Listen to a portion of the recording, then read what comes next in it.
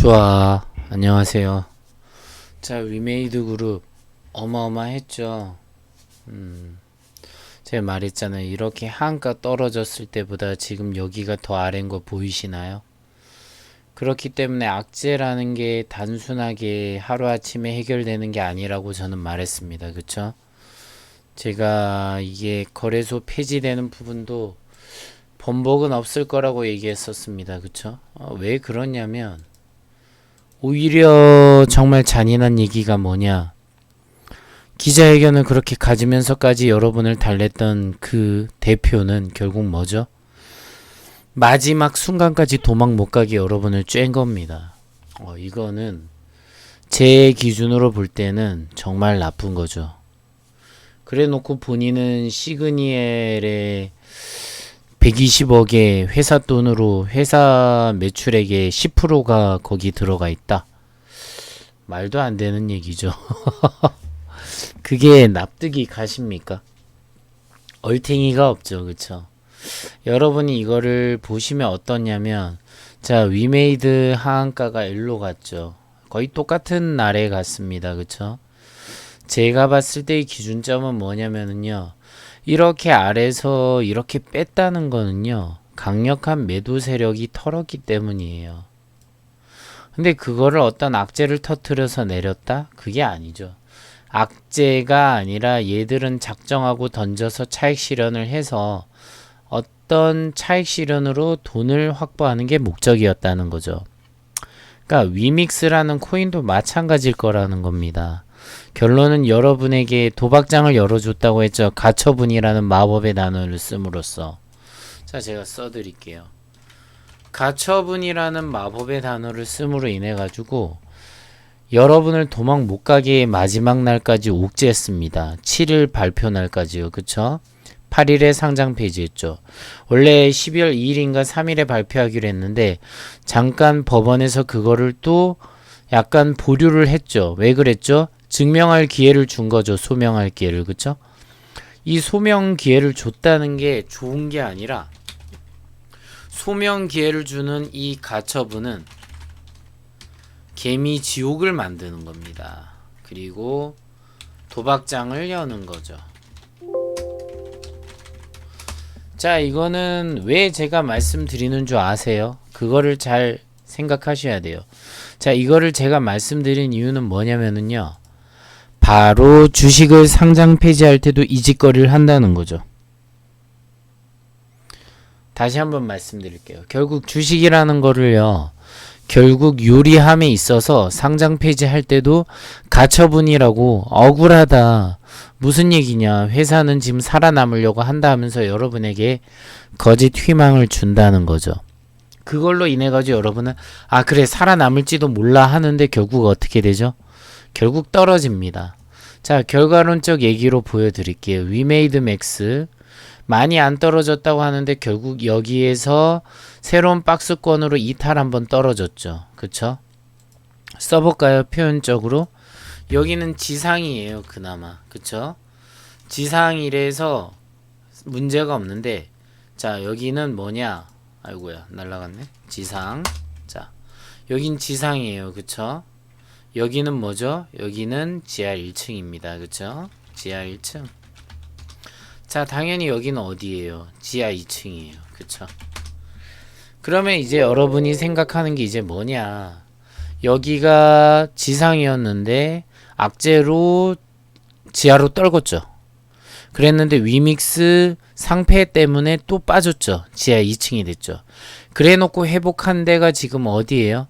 지하 1층으로 해서 이제 지하 2층으로 안 내려가고 지상으로 올라가려고 하는 이 땅바닥 여기를 이제 뚫을까 말까 하고 있는 단계죠. 그쵸? 근데 꼬리가 실현됐다는 건 올라가려고 할 때 여기 있는 친구들이 본전 주면 난 나가지 물려있는 사람들 무섭잖아요. 도망갈 거예요. 그쵸? 그럼 이 힘이 만약 강하면 어떻게 되죠? 매도세가 되면서 다시 또 롱바디 음봉이 나올 수도 있다는 거죠. 그쵸? 이런 식으로 갭 상승을 시켜서 롱바디 음봉이 나오는 게 가장 여러분을 힘들게 만들 겁니다. 그쵸? 왜? 갭 상승을 했으니까 이 주식이 이제 뛰어 오르려고 하나 보다 해서 샀는데 만약에 뛰어 오르지 않는다고 하면 어떻게 되죠? 여러분은 아주 고통받을 거라는 거죠. 자, 위메이드도 마찬가지예요. 지금 많이 안 빠진 것 같지만 박스권에서 지상권에서 지하 1층, 지하 2층으로 빠졌죠. 하나같이 지하 2층에서 지하 1층으로 올라가는 계단으로 올라가고 있는 가운데서 멈칫하면서 지금 여기는 롱바디 양봉으로 끝까지 밀었습니다. 그쵸? 근데 참 여러분이 애석하게도 무엇을 지금 놓치고 계시냐면 곧 있으면 FOMC 이제 발표를 하죠. 그럼 이게 매파적 발언이 조금만 났다 안 났다 이게 중요한 게 아니라요. 그걸 또 핑계로 대서 다시 내리기가 좋다. 그럼 이 롱바디 운봉을 통해서 어떻게 되죠? 여기 있는 새로운 개미들의 또 돈을 다 털어먹을 수 있다고요. 그리고 여러분이 또 아셔야 되는 게 뭐죠? 자, 15일 금투세법의 결과가 나오나요? 자, 이게 만약에 되고 나면 뭐가 되냐면 세력에게 유리합니다. 아니 돈 많은 사람들 세금 많이 내는데 뭐가 좋아요? 뭐 이런 식으로 얘기하는 사람들도 있죠. 세금을 낸다는 얘기는 양면에 칼날이 있는 거예요. 뭐가 있냐면 단점은 세금을 내서 안 좋아요. 그쵸? 자, 이거는 안 좋은 면이에요. 그쵸? 좋은 면은 뭐죠? 세금을 내니까 법으로부터 보호를 받을 수 있어요. 그쵸? 그러면 제가 볼 때 어떻게 되냐면 주식시장이 코인판이 될 수 있습니다. 자, 코인판이라고 얘기하는 이유는 뭐냐면 코인판처럼 양봉과 음봉이 난무하는 시장이 되고 아무 때나 악재를 마음대로 터뜨려서 아래로 마음대로 내릴 수 있어요. 재무 상태 이런 걸 떠나가지고.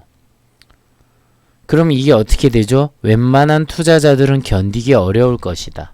그쵸? 지금도 어려운데 더 어려운 세상이 열린다고요. 그 어려운 세상은 누구한테 제일 어려울까요? 바로 단타를 치는 사람들한테 어려울 겁니다. 이것까지 생각을 해야죠. 단타 치는 사람한테 무지무지 어려울 겁니다. 그런 시장이 열릴 건데 그랬을 때 여러분이 거기에 대응을 할 수 있는 방법의 신법적인 부분이 완성되어 있는지 깊게 고민을 해보셔야 합니다. 지금까진 여러분이 뭐 검색창을 통해서 거래량이 많거나 뭐 아니면 다양한 검색식 조건식을 써가지고 거기에 맞게 찾거나 아니면 어떤 정보를 통해 가지고 이슈화된 걸로 운 좋게 먹거나 아니면 호가창 매매통을 통해 가지고 수익을 내거나 뭐 이런 행동을 통해서 했을 거예요. 그쵸? 그렇게 해가지고 하는 방식에 정말로 크나큰 치명타가 올 수도 있습니다. 왜 그럼 이런 게 생겼을까 간단하게 정리해보면 개미들이 너무 지금 똑똑해졌습니다. 개미들이 똑똑해졌다. 그러면 세력은 바보인가? 아니요. 세력은 바보가 아니죠. 여러분은 한 단계 더 꼬아서 생각해야 돼요. 세력이 개미들이 똑똑해지는 거를 몰랐을까요? 알았다는 거죠. 그럼 이제 가장 위험한 게 뭘까요? 바로 자가당착의 오류에 빠진다. 참 이런 내용을 공개 방송으로 말해줘야 되나 싶을 정도로 신중한 내용이기도 한데 제가 말씀드리는 이유는 더 많은 사람이 고통에 좀 덜 빠지기 위해서 하는 얘기입니다. 조금이라도 적어도 제 방송을 보시는 분들은 고통받지 말라고 얘기하는 거예요. 자가당착의 오류에 빠집니다. 쉽게 말해서 여러분이 맞다고 확신하는 그런 모든 것들이 무너지는 어떤 이런 시장의 상황이 펼쳐지면 여러분이 아는 그 똑똑함이 여러분을 오류에 빠뜨려서 여러분을 가장 힘들게 만들 겁니다. 예로 들면 이런 거죠. A면은 B다? 근데 왜 B가 안 되지? 라는 문제가 발생한다고요. 그쵸? 뭐 양음양 패턴이 있다. 그럼 양음양 이런 패턴이 와야 되는데 양 한 번 치고 음을 연속으로 6번, 7번, 8번 치다가 양으로 갈 수도 있어요. 아니면 음을 하다가 양을 가다가 음을 하다가 양을 가다가 이런 식으로 미친 듯이 여러분을 가지고 놀 수 있어요. 뉴스도 자유자재로 터뜨릴 수 있고요. 그러면 여러분이 이제 주식하기가 정말 힘들 거고 혐오감을 느낄 겁니다. 그럼 이건 뭔지 아시겠죠? 여러분 그만 주식하라고 아예 굿을 펼치는 거예요. 쉽게 말해서 소원을 비는 거고 기우제를 펼치는 겁니다. 그쵸? 그렇게 해서 여러분을 몰아내서 하는 역할이 뭘까요? 모든 주식을 가장 적은 싼 가격에 매집을 해서 소유권을 극대화시키는 겁니다. 그쵸? 대량 보유분을 강화시키는 겁니다. 대주주들이.